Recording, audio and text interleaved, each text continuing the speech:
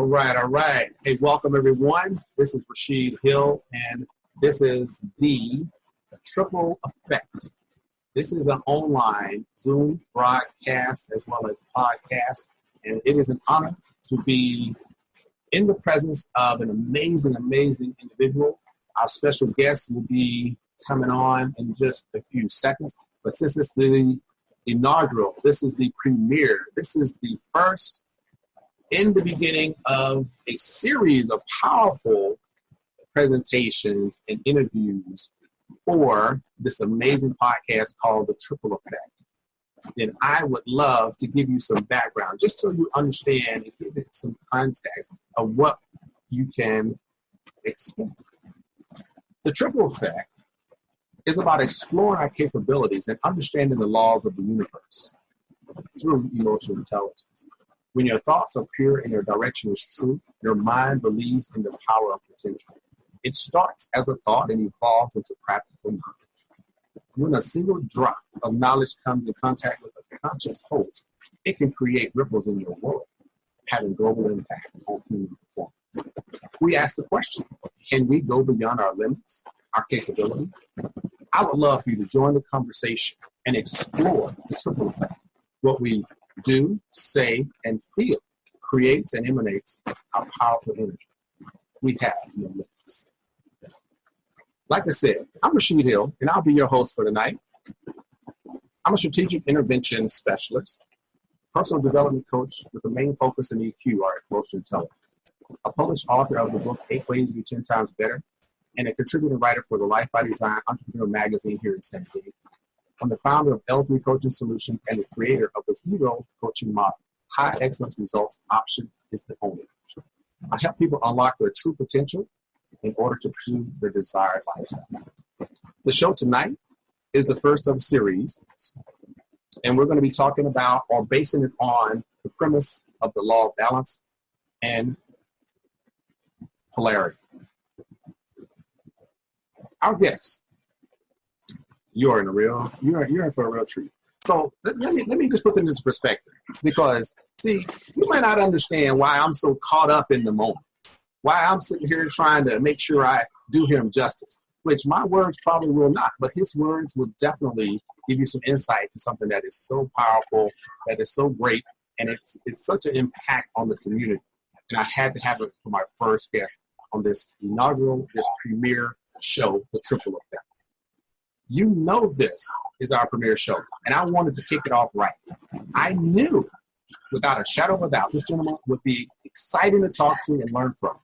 Tonight, on the premiere show of The Triple Effect, I want to welcome Mr. Mike Love. Now, before I actually let him do his part, then I want to give you just a quick synopsis, just to kick it off, to show you why he's qualified to be in the ranks of the greatest that will be.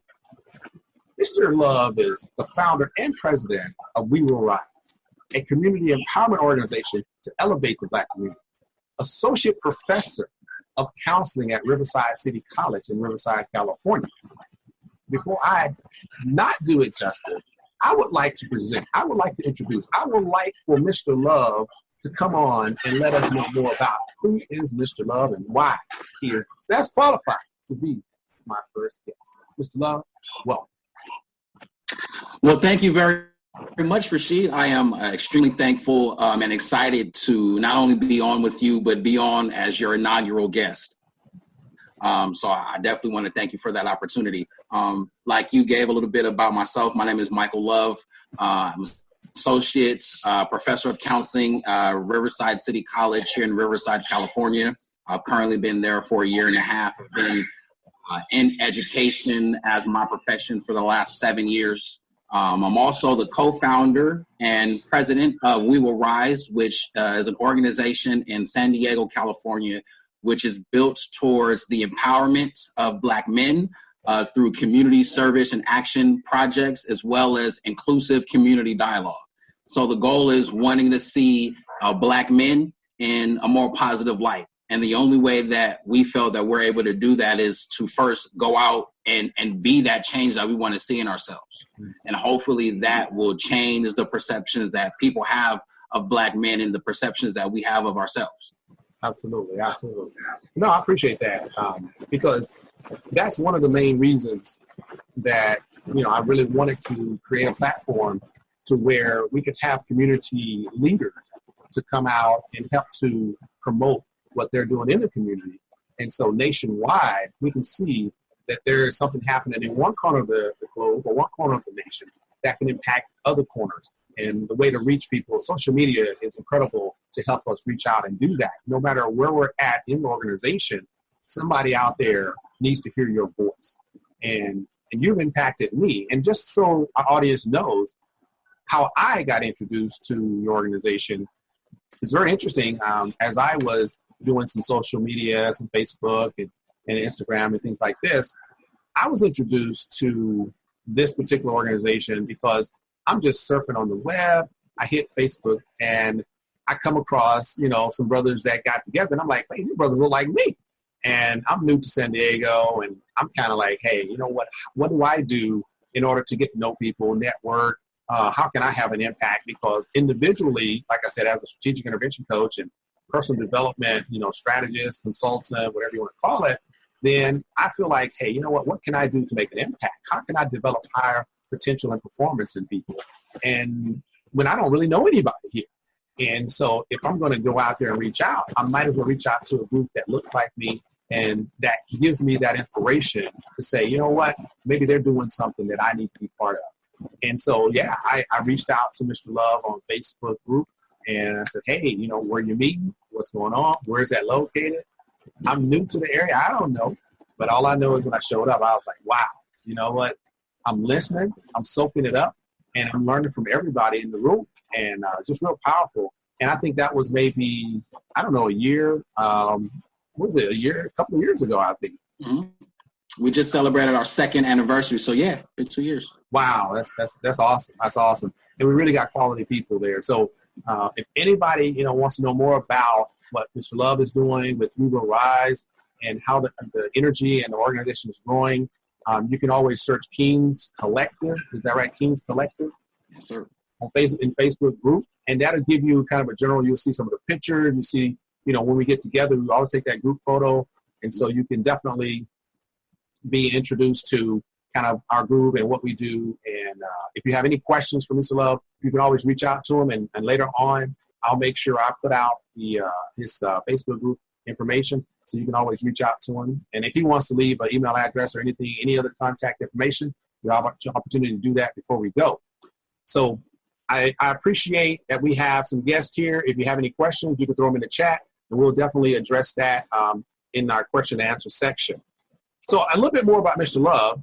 Mike Love, he is the co-founder of We Will Rise, an organization based in San Diego, California, like he said, geared towards the empowerment of Black men through impactful community dialogue and community action projects. He is also the associate professor of counseling at Riverside City College in Riverside, California. Michael keeps active all over Southern California, not only as the president of We Will Rise, but also as a contributing member and instrumental member of the long-time setup that's been impacting young men for many, many years. I think that's over 10 years, right? Yeah, I mean, amazing. The Young Men's Leadership Conference held at Mount Miguel School annually is a very, very powerful event. I had an opportunity to be part of that, and I mean, wow. And we'll get into our future guest that's been spearheading that from day one, and you'll love that as well. Very special guest as well.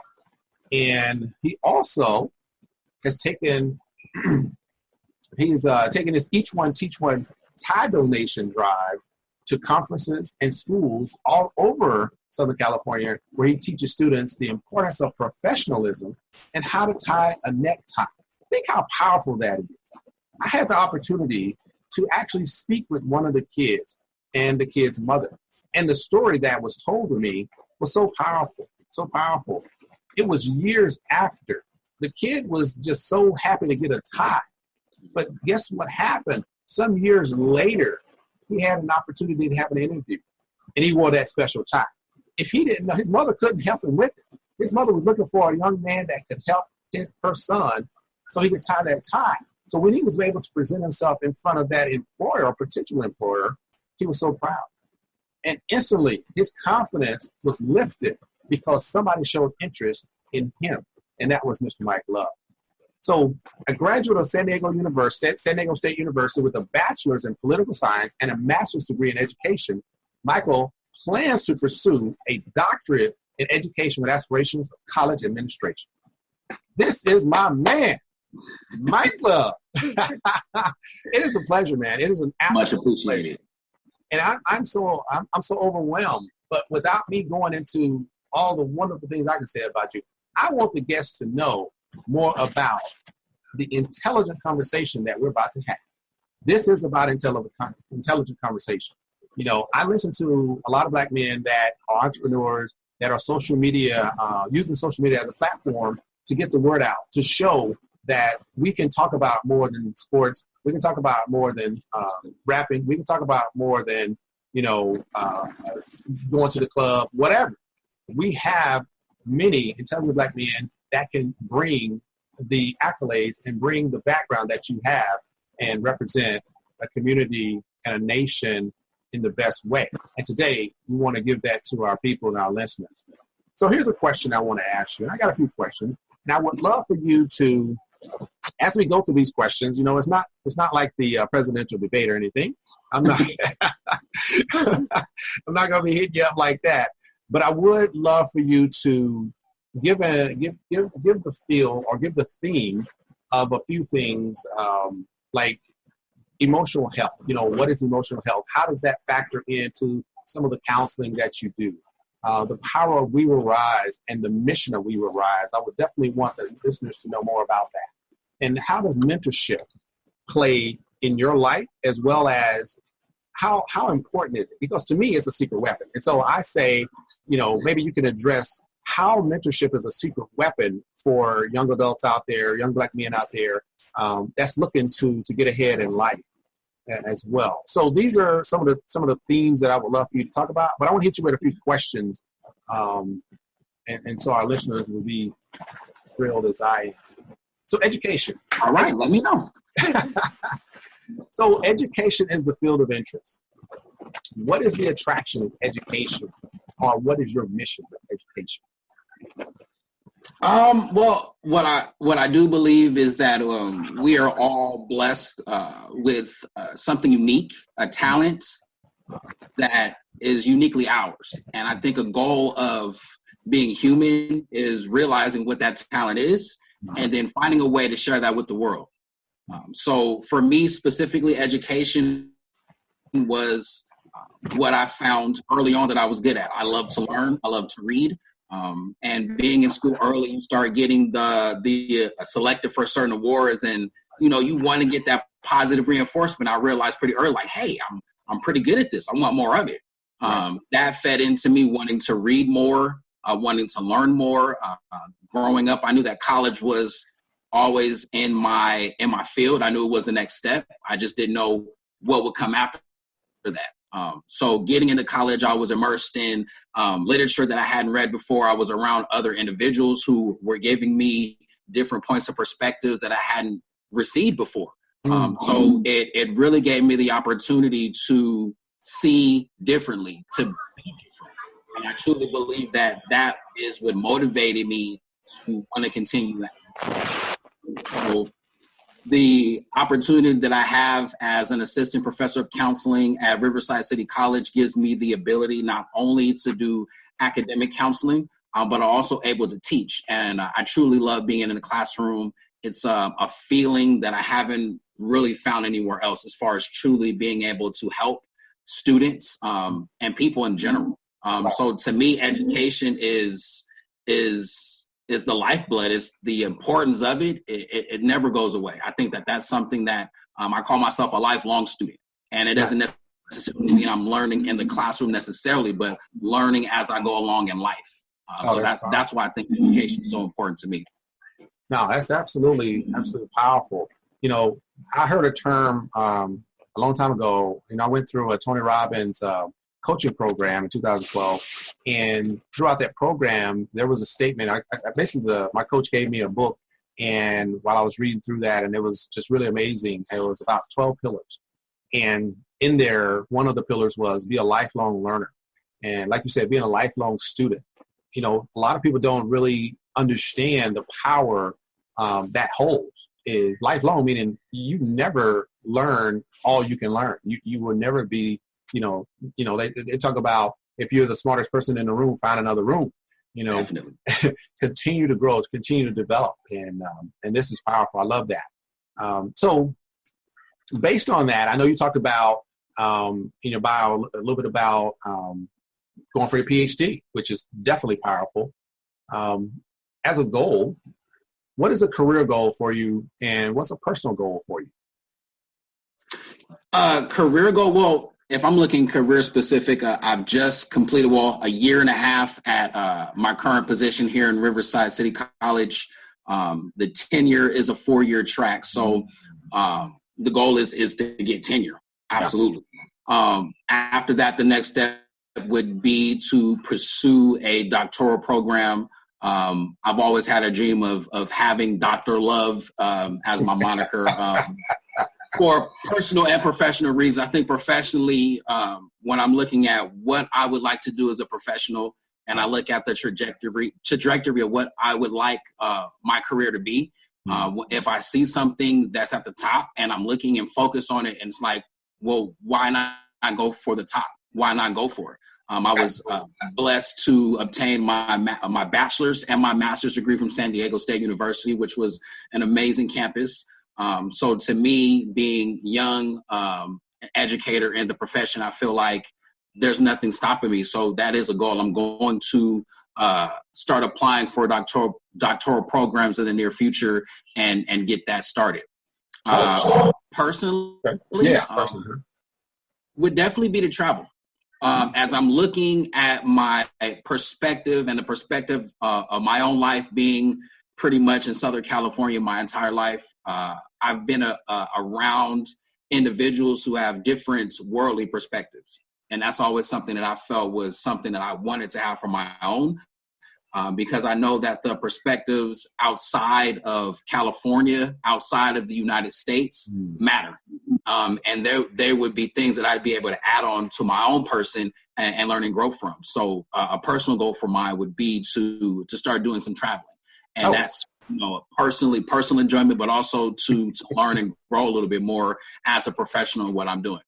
So based on traveling, since traveling is a good question, I won't ask you if you have a passport. Just saying. It's in the works. It is in the works. I can't be the only one who doesn't have one, so I'm working on that. That helps. So with that, what real quick, what's maybe give me 3 of your top locations that you would love to travel to? Okay, so the first one will be Africa, and I know Africa is like 53, 54 countries. I would like to do a lot of traveling in Africa. When I was at San Diego State, I had a professor, Dr. Akebulon, who ran an alternative spring break in Africa where they would choose a different country every year and then do community service projects in that specific country. Wow. So if I had to pick a specific country, it'd probably be Nigeria. That's the one I'm most knowledgeable about. But that would be number one. I feel France will be a second one. I've always loved the French language and learning a little bit about the culture. I've always thought it'd be something that I'd be interested in. And then Australia. Okay. Australia would be another a place that I would feel I would enjoy it. And then I would learn a little bit more about not only the Western Hemisphere, but all over the world as well. Great. No, that's powerful. Those are some great places. And I aspire to do that as well. I was in the military for about 10 years, and even as a contractor, I traveled a lot.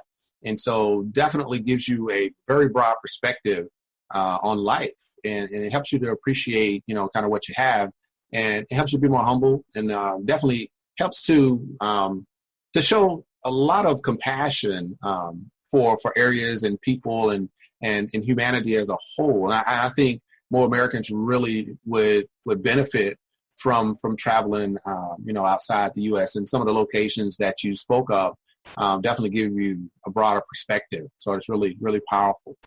Absolutely.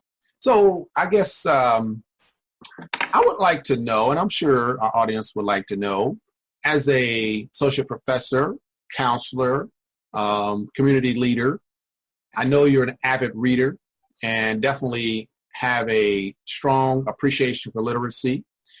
Have you published articles or writings for maybe school or outside of that, any organizations, or do you have plans to do that? Absolutely have plans to. One of my personal goals would be to publish a book of poems that I've been working on pretty much since high school. So that's something I'm passionate about and wanting to get out into there as well. When I got into my master's program, there was research that I was doing that I wanted to continue into a doctoral program, which was centered around African-American education and some of the achievement gaps. So yes, as I continue to delve deep into that, that's definitely something I want to beginning to write more in and then do some work in publishing. Absolutely. Oh, that's great. That's great. Because I know I would look forward to reading your writings. Definitely something that I think, anybody listening would appreciate and look forward to as well. So let's see here more about Mike Love. What are 3 principles you believe in? 3 principles that you believe are your core principles, ideas that you live by, not really a genre or a specific, encapsulation or topic, but just 3 ideas that you believe are like, hey, these are my core principles. These are my core ideals. These are things that I live by. Passion, integrity, and creativity. Nice. Nice. I think me as a person, if you're around me for 3 minutes or 3 hours, it's not hard at all to see the things that I'm passionate about. Yeah. I feel that like I said, everybody has something genuine about them, a gift, and the goal is to figure out a way to share it. I'm very passionate about what I love to do, and that's truly helping people. Nice. Integrity being the second one. I feel that no matter who you are as a person, your integrity is something that nobody can take from you. So as I've gotten older, I've realized that, I've heard the adage that not everybody has grown up the same, or not everybody was raised the same way. And it shows. Just looking in the ways that society turns us and twists us against each other, it shows. It shows how not honest or dishonest or disingenuous some individuals are. Wow. I never want to be looked at as that type of person. I definitely be the first one to tell you I'm not perfect, but the integrity that I have and what I believe in is something that's extremely important to me. Nice.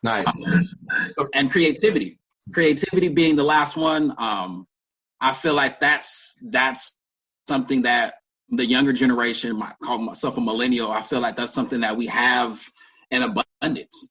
As the world is starting to change, there's so many things that are happening and ways to be successful. And I think it's our duty, our job to figure out what that is and to make it work for us. So creativity is something that I feel it's a part of who I am as a person. No, that's powerful. Interesting about creativity. I was doing some reading and I come across these universal laws, and the law of elevation, the law of attraction, the law of and creativity is actually one of them. It's very interesting. And when I was writing a few years back and researching, I came across this concept, and the only way I could understand it was to develop kind of a new concept that was the product of 2 or 3, and that was genius quotient. And in genius quotient, the actual outcome, the driver about the outcome is creativity and innovation. So that is very powerful in itself, because we as beings, in order for us to develop and evolve, we had to be more creative. And so that was very powerful. I like that you talked about that. And at the beginning, when I talked a little bit about kind of one of the bases of this particular podcast and broadcast and online show, the triple effect, the law of balance and polarity takes creativity to evolve. and get us in balance. And so that's something that I'm going to talk a little bit more about, as the show goes on. But tonight it's about Mike Love. So, no, I appreciate that, man. Definitely passion, integrity, and creativity. Those are definitely three principles that we all need to embody as well. So without going too far off, I do want to capture more about We Will Rise, the organization. Let's talk about that nonprofit itself. Your vision, your mission. I know you have a partner with this, and without spilling the beans, we're going to make sure that we bring him in, and we'll have him for a following broadcast. But definitely, can you give me and our audience some perspective on your vision and mission with We Will Rise? Absolutely. Well, as you said, I can't talk about We Will Rise without bringing up my co-founder and then also my mentor, who's our advisor. This wouldn't have been possible without my advisor, and I know that we'll speak with him a little later. But just him being a mentor to me and seeing the positive work that he's put forth in the 15, 16 years that I've been around him, it just pushes me. It made me want to do something to replicate that. Mm-hmm. And my co-founder, best friend for the last 20 some odd years. So the idea with We Will Rise, I invited him to one of my class sessions where I created a fishbowl conversation with the men and the women in my classroom. And the conversation was geared around masculinity in the 21st century. And then the next class session, we flipped it. So it was what did it mean to be a female in the 21st century? From those conversations, my best friend and I, who were roommates at the time, we realized that we talked about life a lot. Yeah. And it is beyond the surface of what men normally talk about. If it's not women or sports or music or any type of entertainment, that's normally where most of the conversations stop. But we realized that we were deeper than that. Yeah.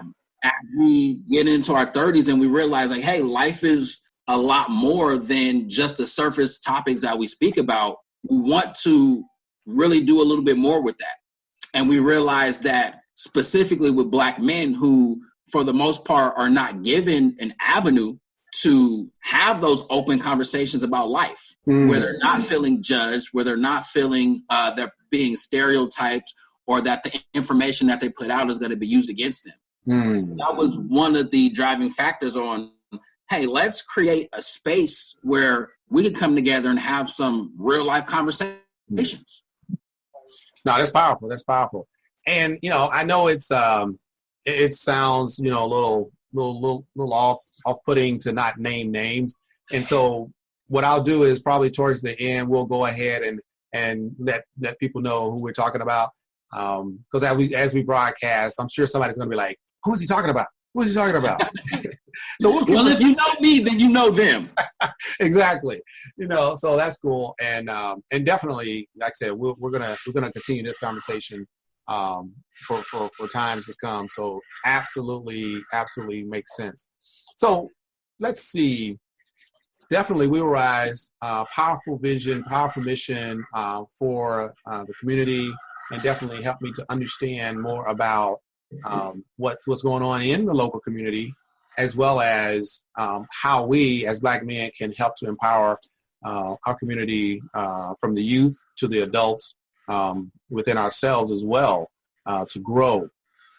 So with that, absolutely. And what I was just going to say to that, to be very specific to anyone who is any type of knowledgeable about San Diego, we were very specific in where we were at. I mean, we all grew up in Southeast San Diego, where if anyone knows anything about San Diego, most of what's below the 8 doesn't get a whole lot of positive media coverage. And growing up in that area, I have a lot of friends who aren't around anymore, whether that's gang violence, whether that's to jail, whether that's to drugs or XYZ.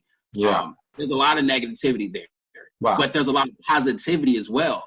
And the positivity doesn't get the play or the acknowledgement that the negativity does. Yeah.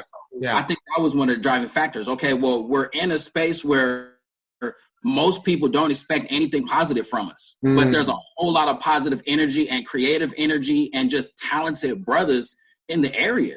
Yeah. So let's do something where we can showcase that. And I think that's one of the driving factors of what we're trying to do with We Will Rise.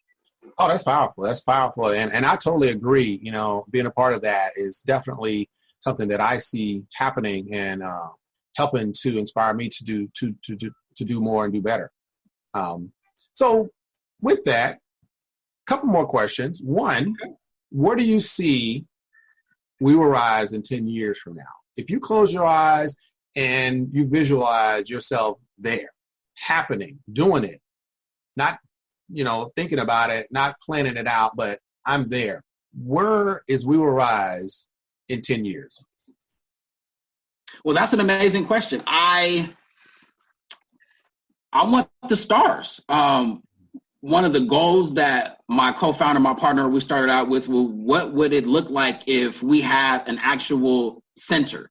Something along the lines of maybe like the YMCA, but specific for Black men, where we'd be able to have community dialogue, we'd be able to have action-oriented community projects, we'd be able to have just services, because sometimes just services that you need from day to day is really hard to come by because we're not built to ask for help. Yeah. So I think that would be an amazing idea is what would that look like to have a center?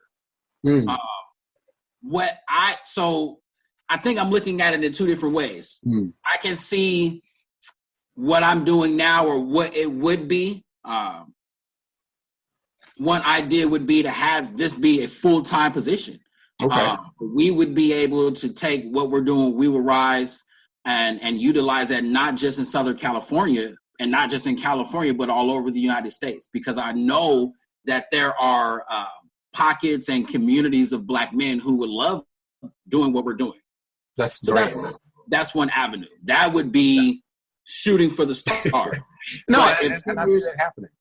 And 10 years from now, we were still holding our community-based meetings and the membership just continued to grow. I'd be perfectly happy with that. It's not necessarily the numbers, but I know that we're making an impact with who shows up. I just think that we have the ability to reach more men. So moving forward, if we grew our membership by 100 men, I'd be happy. If moving forward, we were able to take this to all 50 states, I'd be ecstatic. Nice. No, I totally agree. And I appreciate that. It helps to give us a visual on what we're shooting for. And definitely hope the people that's listening appreciate this as well. I have one last question, and we got about 10 minutes left on this particular cast. So I'm going to give you 5 minutes on this question. Okay. And let's see. Well, we got about a little bit less than 10 minutes. We got about 5 minutes to go through this question, and then in 5 minutes I'm gonna close it out.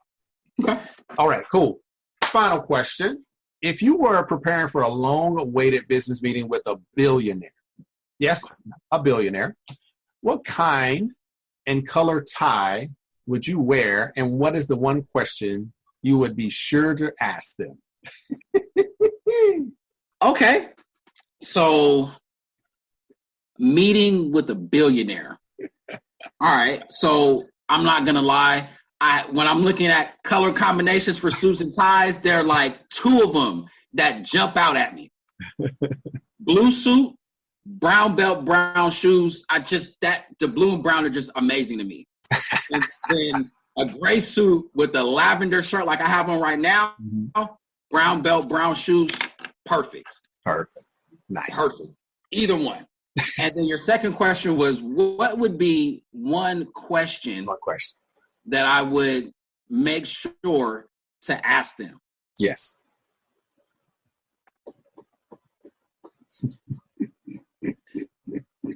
What I feel that question would be was when you were beginning and you were getting the no's a lot. Any person that starts out in a business gets the no's, especially an entrepreneur starting out brand new. To me, grit is something important, and I define that as what is the motivating factor deep inside you that keeps you pushing when you don't get the answers that you want. The question that I would ask that billionaire would be, what was grit for you? You were starting out early in your career, and you were getting the no's that hurt. I mean, we're all human, so I know that they hurt. What was the motivating factor for you that kept you pushing, kept you getting up early mornings, kept you staying up late nights? What was it for you? Wow. And I feel that just the fact of me asking that question, I feel that the person that I asked, that billionaire, they would understand something different. They will understand that I put in some of those hard hours and got a lot of those no's. And even if I didn't get what I was going to the meeting for, I got the no's before. So I know what that is, but it's not going to stop me from pushing to get what I truly want in life. Yeah. Wow. Grit. Yeah, man. Wow. You know, in my Toastmasters class, our meeting, and on Wednesdays, one gentleman, he was a retired teacher, Stan. He actually read a book about it, and he talked about grit. So that's powerful. It's powerful. Hadn't heard that answer, you know, in capacities that I've heard people talk about. Speaking to billionaires, that's cool. That's cool. That's good stuff. So, Mike, I appreciate you, man. Definitely look forward to our second session with your partner, and I'm sure we'll bring in maybe your mentor, and so we can get a well-rounded conversation about We Will Rise. Absolutely. And so definitely the people out there listening and enjoying this conversation will know that your mentor is Mr. Michael Love. I know it sounds very interesting that they both have the same name, but I digress because I could kind of keep going on with that. So we got two Dr. Loves. But anyway, you have and your co-founder and best friend of many years that helped to create this amazing vehicle for us Black men in the community and eventually around the nation that makes so much impact for us is Mr. Gary Harris, and we'll have him on next week as well. And so for me to close this out, I want to say thank you and definitely appreciate everything you do and appreciate you coming on and helping me kick off the Triple Effect, the online show that is for intelligent conversation. There is no cap on your capacity. Remove the limiting beliefs from your learning when your thoughts are pure and your direction is true in the power of potential. It starts as a thought and evolves into acquired knowledge. Then we explore the possibilities of that knowledge being transferable to practical applications, thus the triple effect from our words and actions. This show is all about energy, polarity, and high frequencies in our life. What we do, say, and feel govern our lives of the seen and the unseen. The laws that we will discuss are offered to raise your level of awareness of specific laws and how they are present and working all around us all the time. The point of equilibrium is the balance we seek in all things. That's my time for tonight. With our special guest, Mr. Mike Love, we wish you well in all your endeavors, your goals, and everything that you aspire to do to impact us that are riding along with you. I truly enjoyed it, and I look forward to having you join me on the next episode of The Triple Effect, which is next Friday. Will be part 2 of the law of balance and how to develop our self-awareness and understand the power of polarity to accomplish more out of life. You can find me on Instagram at 10XU or RashidZ619. You obviously can find me on Facebook. You can look up the group Next Level Minds or Change the Game. I'm Rashid Hill. It has been a pleasure. And if you don't remember anything else, take this home with you. Don't chase your dreams, create your dreams. I'm Rashid Hill, and it's been a pleasure, and we out.